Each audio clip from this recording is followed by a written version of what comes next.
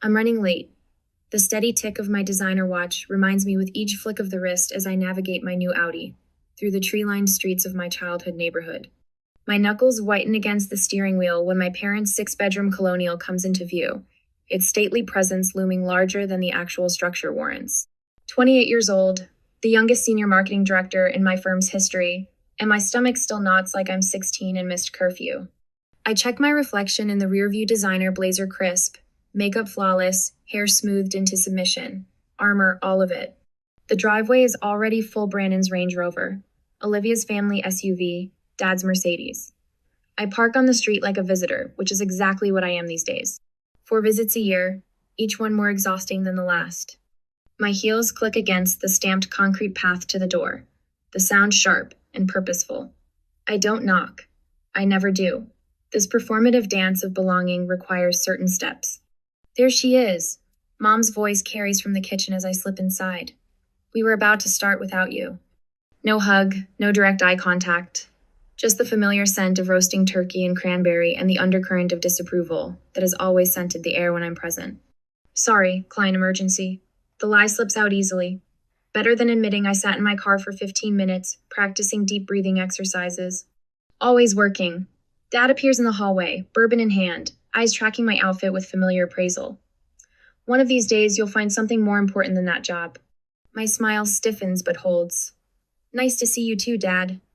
I follow the sounds of conversation to the dining room, where Olivia is arranging flowers at the center of a table, glittering with Mom's best china and crystal. Brandon sprawls in a chair, phone in hand, barely glancing up as I enter. Savannah, Mom says, appearing behind me, go ahead and sit at the kids' table. We've got a spot for you there. The words hit like a physical blow. I turn slowly, certain I've misheard. But there it is, the plastic folding table set up in the corner of the dining room, ringed with colorful children's chairs and set with themed paper plates. My nieces and nephews aren't even there yet, still playing in the basement from the sounds of distant squeals. The kids' table? My voice emerges steady despite the heat rising in my cheeks. Mom's expression remains pleasant, unbothered. We need the space at the main table for Gregory's parents. They're joining us this year. She gestures to Olivia's in-laws, whom I've met exactly twice.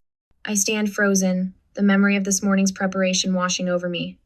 The care I took selecting this outfit. The extra time spent on my hair. The pep talk in my bathroom mirror. Just get through today. It's just 4 hours. My apartment had felt like a sanctuary this morning, the framed award on my desk, the notification of my promotion still open on my laptop. My friend Maya's voice on the phone. Why do you still go? Seriously, Savannah, what would happen if you just didn't? Now, trapped in the doorway between escape and humiliation, I consider objecting. My lips part, protest forming on my tongue. Brandon looks up from his phone, catching my expression. His eyes narrow slightly, a familiar look that says, don't make a scene. The same look he gave me when I tried to explain my first gallery showing, when I announced my promotion, when I bought my apartment without parental financial support. Fine. The word tastes bitter. I force my feet to move toward the children's table, acutely aware of every eye not watching me, of the deliberate conversations continuing as if this is normal. As if this isn't a statement written in plastic and paper. I lower myself into a chair meant for a child, knees nearly touching my chest, the edge of the table hitting at an awkward height that forces me to hunch. My niece's unicorn plate sits before me, the cartoon eyes seeming to mock my discomfort. The children filter in, eyes wide with confusion at finding an adult at their designated table.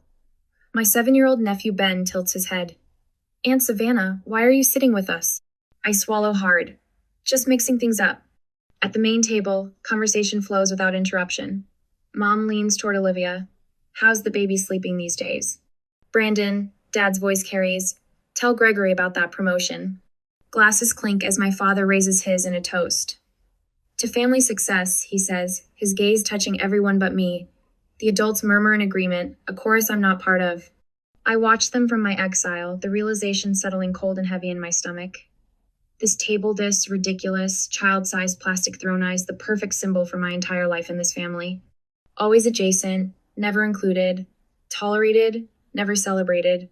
My 7-year-old niece Lucy bumps her juice cup, sending a purple wave across the table and directly onto my cream silk blouse. The cold seeps through immediately, grape juice bleeding into expensive fabric. Sorry, Aunt Savannah. Her little face crumples with genuine remorse. It's okay, sweetie. I dab at the spreading stain with a paper napkin, the material disintegrating against wet silk. Something breaks inside me not dramatically, but with a quiet finality, like ice shifting beneath the surface of a frozen lake. I stand up, the child's chair scraping against hardwood. I fold my paper napkin carefully, placing it beside the cartoon plate. Mom glances over, brow furrowing. Savannah, is something wrong with your seat? I don't answer. My steps are measured as I walk to the hallway closet and retrieve my coat. I can feel their eyes now, finally seeing me as I prepare to disappear. Some traditions aren't worth preserving. The door closes behind me with a soft click instead of the slam my trembling hands want to deliver. Restraint my lifelong companion. Savannah, where are you going? My mother's voice carries through the front window, that perfect pitch of controlled outrage that's fooled country club friends for decades. I turn, meeting her eyes through the glass. I'm leaving. Enjoy your dinner. Simple words. No dramatics. Just truth delivered without padding or apology. My hands shake as I slide the key into the ignition. The Audi purrs to life, its gentle vibration steadying me as I pull away from the curb. The silence in the car wraps around me, unfamiliar and terrifying. 28 years of family Thanksgivings, and I've never once left early. My phone buzzes before I reach the first stoplight. Then again, and again. By the time I'm 3 blocks away, the notifications have become a continuous hum against my thigh. My family's collective outrage transmitted through cellular waves. At a red light, I glance down. Brandon, stop acting like a child, come back. The irony would be amusing if it weren't so painful. I was literally sitting at a children's table 10 minutes ago, but I'm the one acting childish. My voicemail indicator flashes. I tap it, putting it on speaker while I drive. Savannah, my father's voice fills the car, bourbon rough. Enough of this nonsense. Get home now. Not a request a command issued to an underling, not a successful adult woman. 2 more texts arrive in quick succession. Olivia, Mom is freaking out. Just come back and talk. You're ruining dinner. The family group chat explodes with messages. What is going on with her? She's always been so sensitive. Should we be worried? This is so embarrassing with Gregory's parents here. My exit wasn't about creating a scene, but their responses reveal how thoroughly they misunderstand me. I don't want drama, I just wanted a place at the table. A real place. I drive without destination until neon lights catch my eye, a 24-hour diner glowing against the darkening November sky. The parking lot is half full, other holiday refugees seeking sanctuary from family obligations. The warmth hits me as I step into not just physical heat, but something more essential. The waitress looks up from wiping a counter, her eyes taking in my designer clothes. The mascara smudge I can feel beneath my right eye. Honey, you look like you could use some coffee. She doesn't ask what's wrong or why I'm alone on Thanksgiving, just slides a mug in front of me as I settle into a booth. And maybe a slice of pie, she adds, her smile genuine in a way my mother's never is. That would be perfect. My voice cracks on the words. While waiting, I scroll through my phone's photo gallery. Each swipe reveals another family gathering, where the pattern is clear once I allow myself to see it. Christmas 3 years ago. Everyone clustered around the tree while I stand slightly apart, half-cropped from the frame. My college graduation, my parents flanking my siblings in the foreground while I hold my honors diploma just out of focus. I screenshot a text from my mother from last year. How's that little job going? Still enjoying playing businesswoman? Senior marketing director? Youngest in company history. But in her eyes, I'm playing pretend. I find the email from my father, sent to Brandon and Olivia but accidentally copying me.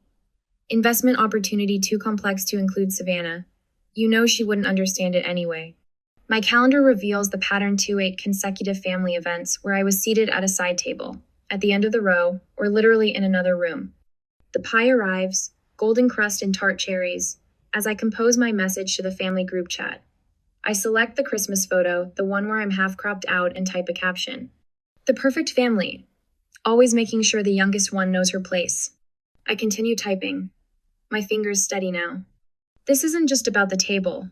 I've been treated like an afterthought my entire life. When you all actually see me as an equal, let me know. My thumb hovers over the send button. This single action will fracture 28 years of acquiescence. Once sent, there's no pretending anymore. No more good daughter who swallows indignities with a smile.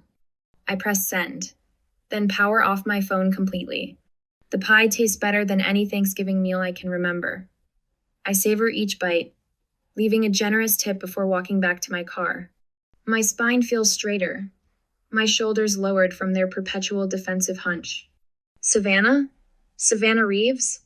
I turned to find Mark Connolly, my lab partner from AP Chemistry, now a pediatrician according to the occasional social media glimpse. Mark, hi. He studies my face with professional assessment. You look different, lighter somehow. I smile, surprised to find it genuine. I finally put down something heavy I've been carrying for years. He nods like he understands, though he couldn't possibly know what transpired today. But maybe he recognizes the universal look of someone who's finally chosen themselves after years of self-abandonment. As I drive toward homie home, not theirs, I wonder what happens next. Will I withstand the guilt storm that's surely brewing? Will I cave when my mother cries or my father threatens? Or will this be the first day of a new chapter where I finally stand my ground?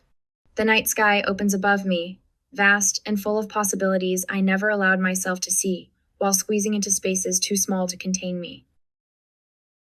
I drop my keys into the ceramic bowl by the door, a piece I bought from a local artist to celebrate my first promotion. The sound echoes through my apartment, bouncing off the exposed brick walls that I fell in love with 3 years ago when I signed the lease without a cosigner. Without my parents' approval. My designer blazer slides from my shoulders, heavy with the weight of today's confrontation. I hang it carefully in the closet, muscle memory preserving the expensive fabric, even as my mind races with the gravity of what I've done. I've never walked out before, not once in 28 years. My apartment glows with the warm light of success they refuse to acknowledge the framed marketing award on my office wall. The signed prints from campaigns that doubled client revenue, the sleek furniture I selected and purchased myself. No hand-me-downs. No parental subsidies. I kick off my heels and pad across the hardwood to the living room wall, where family photos hang in artful arrangement. Mom insisted I display them during her only visit, so you don't forget where you came from, Savannah. My fingers trace the gilt frame of last year's Christmas portrait, Brandon and Olivia flanking our parents, their spouses and children arranged in perfect formation. And Mess slightly off-center, half a step behind the group, my smile not quite reaching my eyes. I lift the frame and remove it from its hook. One by one, I take down each family photo, creating a stack on my coffee table. Not destroyed, just removed from my daily sightline. The wall looks strangely empty, but I feel fuller somehow. My phone sits dark and silent on the counter where I abandoned it hours ago. The notification light blinks accusing word, red, red. I leave it there and open a bottle of wine instead. Tonight, I sleep uninterrupted by family-induced anxiety for the first time in memory. No 3 a.m. spiral of imagined criticisms. No mental rehearsal of responses to potential jabs. Just darkness and peace, and the distant sound of city traffic below my window. Morning light streams through my eastern windows, painting golden patterns across my bedspread. I stretch, muscles relaxed in a way that feels foreign after years of tension. For a moment, I forget yesterday's upheaval and simply exist in the warmth. Then reality returns, and with it, a strange sensation in my chest. Not the familiar tightness of dread, but something lighter. Something that feels dangerously like freedom. I shower, dress in soft lounge clothes, and make coffee before approaching my phone. The blinking light has become frantic texts, calls, voicemails accumulating throughout the night. I take a deep breath and press the power button. The notifications flood my screen in a digital avalanche of family reaction. Dad, 6:42 p.m. Where did you go? Call your mother immediately. Dad, 7:15 p.m. Your mother is devastated. Fix this now. Mom, 6:38 p.m. Savannah, please come back. We're worried about you. Mom, 8:24 p.m. I don't understand why you're making this into such a big deal. It was just a table arrangement. Brandon, 7:03 p.m. Way to ruin dinner. Mom's upset and Dad's furious. Nice work. Brandon, 10:17 p.m. If you thought this would make us respect you more, you're wrong. You're acting like a child. Olivia, 6:55 p.m. Where are you? Mom's freaking out. Olivia, 8:42 p.m. Do you realize how selfish you're being? Mom can't stop crying. The messages escalate through the evening, concern morphing to anger, then outright threats. Dad's final text suggests reconsidering financial support I haven't received since college. My brother questions my mental stability. My sister invokes family loyalty as if it's a one-way obligation. I scroll through them with growing clarity, seeing the manipulation tactics laid bare. The guilt, the gaslighting, the collective rewriting of reality where I'm the villain for refusing to accept the unacceptable. Then a text from an unexpected sender stops my thumb mid-scroll. Emma, 13, Olivia's daughter. I get it, Aunt Sav. They make me feel invisible too. My breath catches. I read it 3 times, my niece's simple words cutting through the noise of adult accusations. She sees it too, the subtle exclusion, the dismissal of worth. My phone vibrates with an incoming call. The name surprises me. Aunt Vivian, Dad's sister, who disappeared from family gatherings years ago. The black sheep who chose career over children and paid the price in familial currency. Savannah? It's Vivian. Her voice sounds both foreign and familiar, a blood connection speaking through years of absence. Aunt Viv, it's been 6 years, I know.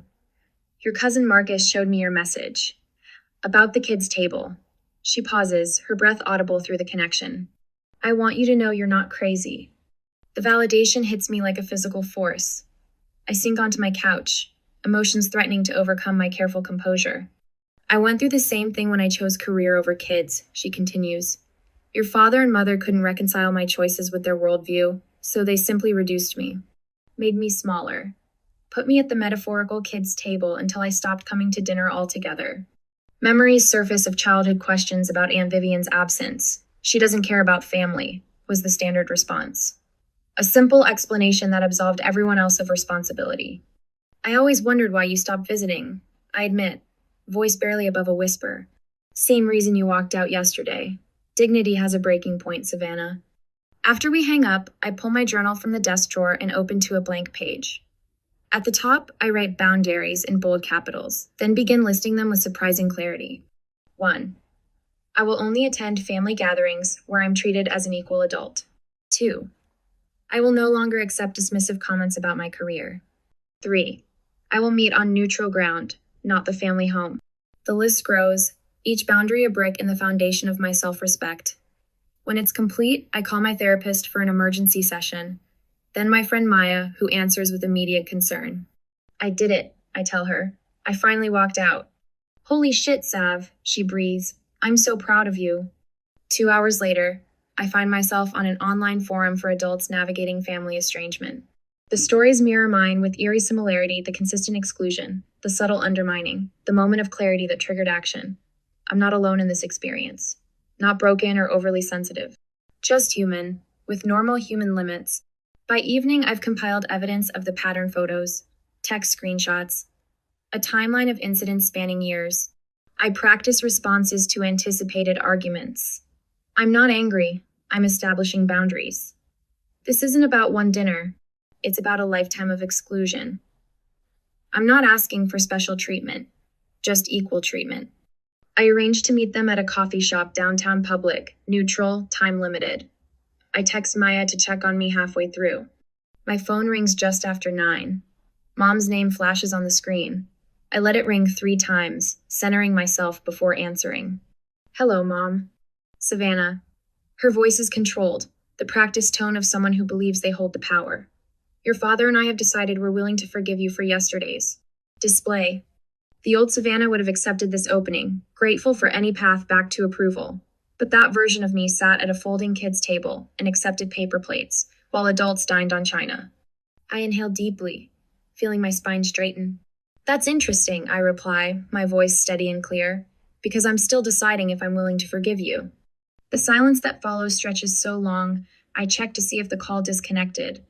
But Nosha's there, breathing, recalibrating a world where her youngest daughter has suddenly, irrevocably changed the script. It was just a table, Savannah. My mother's voice through the phone carries that familiar dismissive tone, the one that's diminished my experiences since childhood. I grip my phone tighter, pacing the hardwood floors of my apartment. The space I bought myself, the life I built without their help or approval. It wasn't just a table, Mom. My voice remains steady, practiced from hours of rehearsal with my therapist. It was what the table represented. You're being dramatic. I'm being honest. I stopped pacing, standing tall beside the framed marketing award on my wall. The kids' table was just the final insult in a pattern that's existed my entire life. I tick off the evidence I've compiled in my journal. You excluded me from Brandon's investment group because, and I quote, "It's for people with real careers." You introduced Olivia as your successful daughter at the Christmas party last year while I stood right beside you. You've seated me away from adults at every family gathering since I turned 18.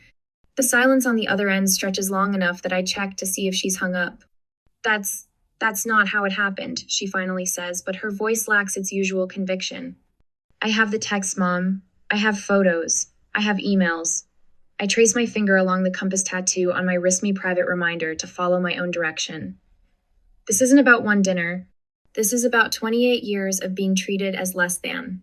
She shifts to Gilther, next defensive tactic. After everything we've done for you, what exactly have you done for me lately?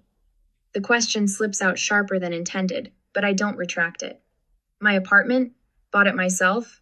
My education? Scholarship. My car? My savings. My career? Completely self-made. Another silence. Then, what do you want from us, Savannah? The question catches me off guard not because it's unexpected, but because it's the first time she's ever asked what I want. I want to be treated with the same respect you give Brandon and Olivia. My voice softens but remains firm. I want my achievements acknowledged. I want a seat at the actual table literally and figuratively. I hear her inhale sharply, and in that breath, I sense the first crack in her armor. She knows her usual tactics aren't working. My phone buzzes with a group text from Brandon that evening. Emergency family meeting tomorrow night. We need to discuss the Savannah situation. 7 p.m., Mom and Dad's. Savannah not invited. I smile despite myself. The family is scrambling. An hour later, my 13-year-old niece sends a screenshot of their living roomy parents, Brandon, and Olivia huddled in intense conversation. Her message reads, "They're freaking out, Aunt Sav. Dad keeps saying you're ruining the family."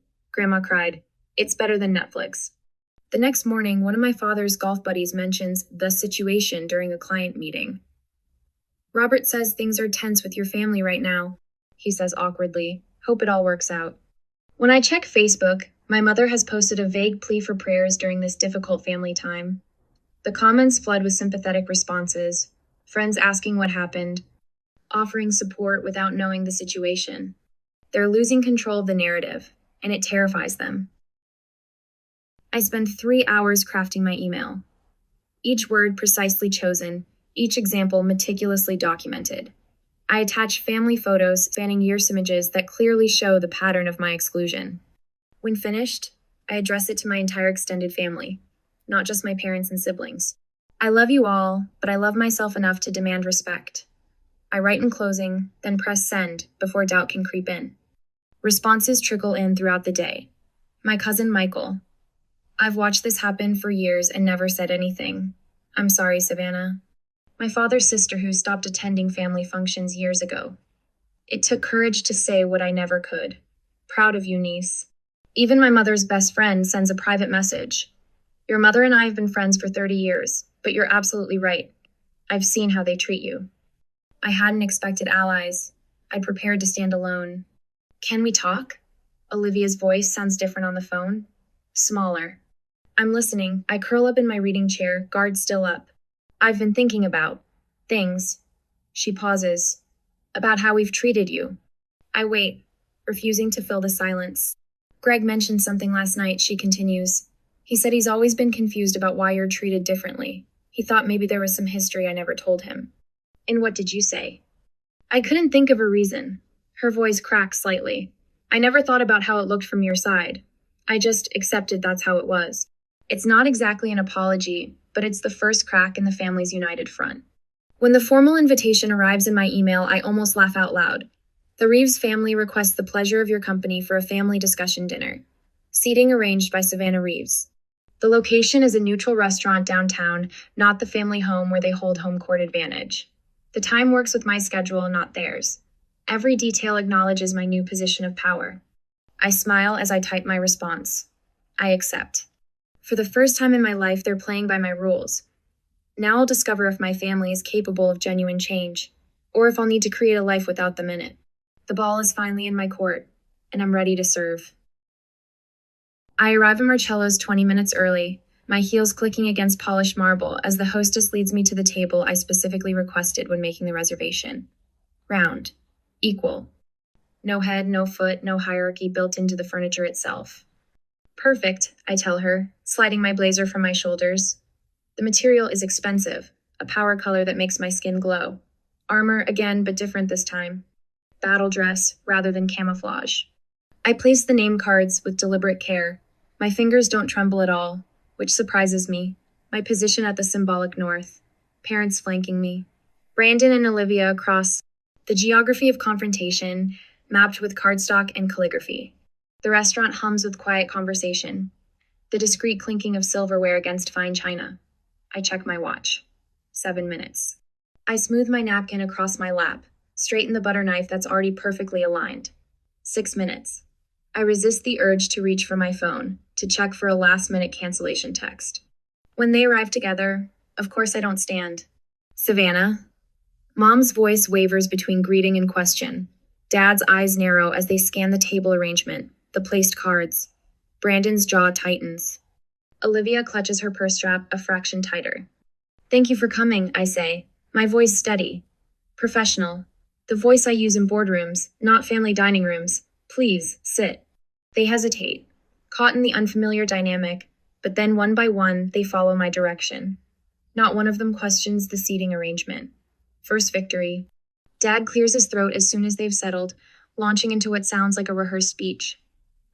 I think we all agree that family unity is what matters most here. We need to incident and focus on healing together. Your father's right, Mom adds, her eyes already glistening with practiced tears. This has been devastating for all of us, Savannah. We've always been such a close family. Brandon leans forward, elbows on the table. Some people are just more sensitive than others. Not everything needs to be a federal case. What Brandon means, Olivia jumps in, her smile tight, is that we all love you, and surely we can find a middle ground without all this drama. I take a sip of water, letting the silence stretch until they grow uncomfortable in it. I've prepared for this exact moment, rehearsed it in my bathroom mirror until the words feel natural. I'd like to establish some ground rules for our conversation, I say, placing my glass down precisely on its water ring. Each person speaks only for themselves. No one interrupts. And we focus on specific behaviors, not character assessments. Dad starts to object, but I hold up my hand. He stops mid-syllable. Second victory.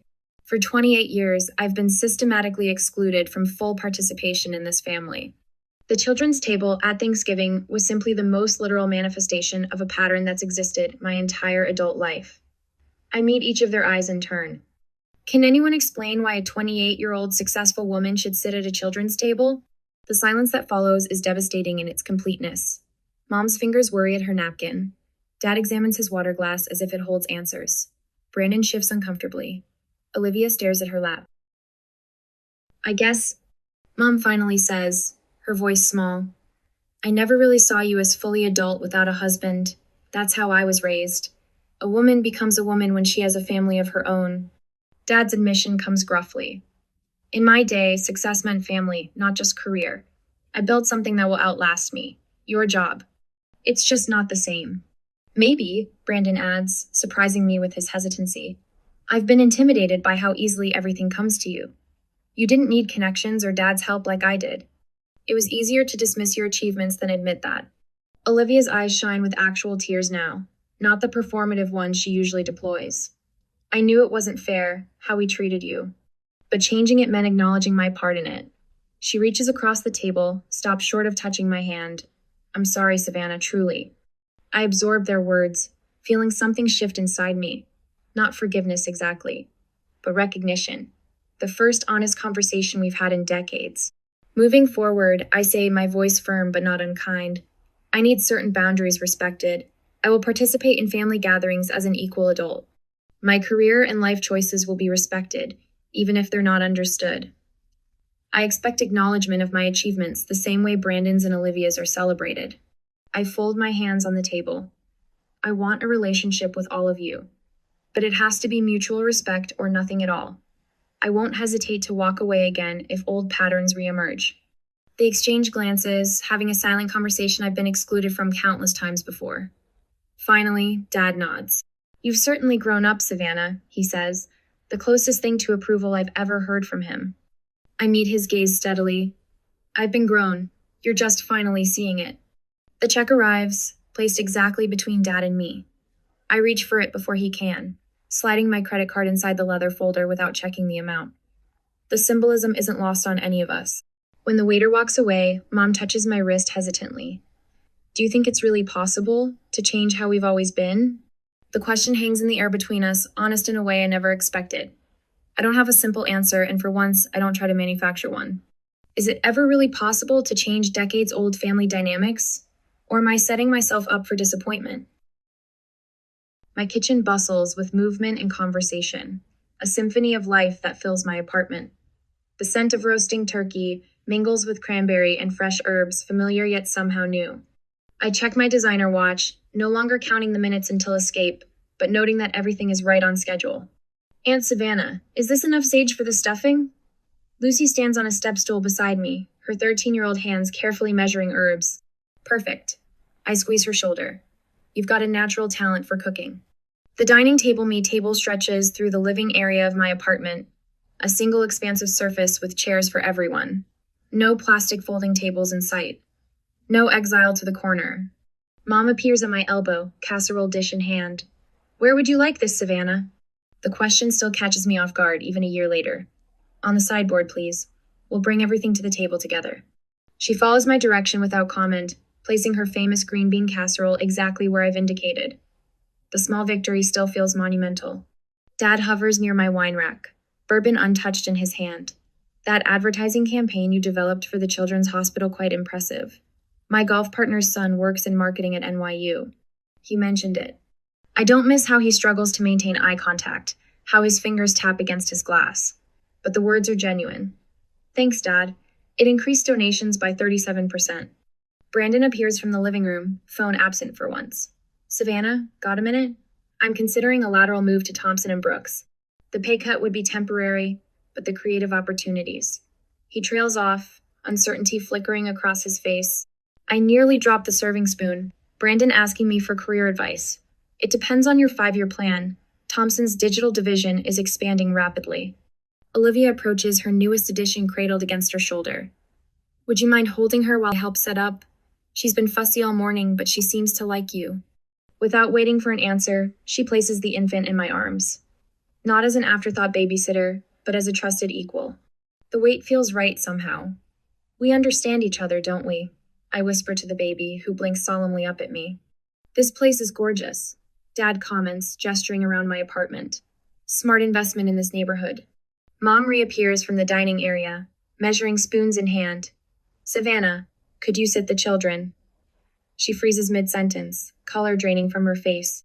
The room goes silent. Every eye turns toward us. Mom swallows, then corrects herself. Actually, I'd love your help arranging everyone together. You always know exactly where people should be. Our eyes meet, understanding passing between us. Happy to, I reply, accepting both her correction and what it represents. My best friend Maya emerges from the guest bathroom, her presence alongside my family no longer strange but essential. My father's sister absent from family gatherings for nearly a decade chats comfortably with Olivia's in-laws near the window. I catch my niece explaining to Maya's daughter. My aunt taught us about boundaries, her voice swelling with pride. Slipping away for a moment, I stand alone in my kitchen. Last year's humiliation at the kids' table flashes through my mind: the plastic chair, the cartoon plate, the physical manifestation of how they saw me. I pull my gratitude journal from the drawer and write a single line. Today I sat at the table I deserve. When we gather for the meal, hands linked around my table, Dad asks what we're each thankful for. When my turn comes, I say simply, growth, in all of us. The glances exchanged around the table speak volumes. Some traditions deserve to be broken, so better ones can be built. My place card stands at the head of the table, my name written in my own hand.